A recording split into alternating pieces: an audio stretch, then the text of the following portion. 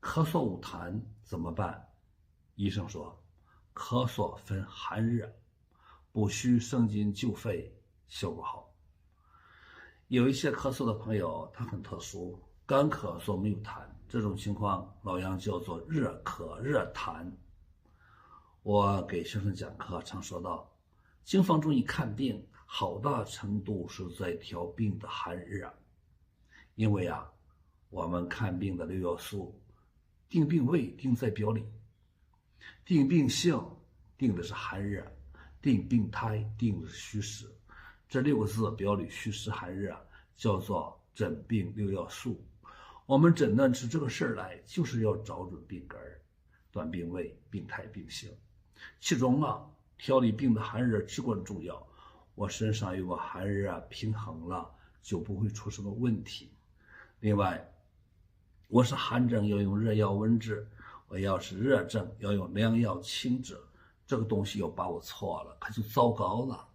寒症用凉药，热症再用热药，那正是虚虚实实之间，病重再加重病根儿，就会出问题。所以我们要用经方，药味可能2、3味，多则10味、8味，整体方子的寒热能掌握好。我要落药20味、30味，甚至更多，那整体方子的寒热不知道，那么你怎么去调病的寒热呢？你方子开出去掌控不了，根本不知道将来的治疗效果，那这样的中医是不是有问题？好，今天说咳嗽的话题。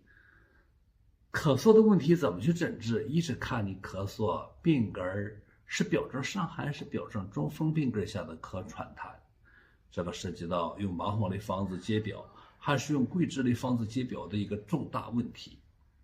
第二，在里面上教的咳嗽要分寒咳、热咳。寒咳寒痰，咳嗽痰多、泡沫多、清晰好上痰，这种情况寒痰多，用热药温化。医生荣景前辈给我们指明方向了，他喜欢用新姜味、细辛干姜、五味子。细辛干姜都是热药，能够治疗寒性的咳喘痰。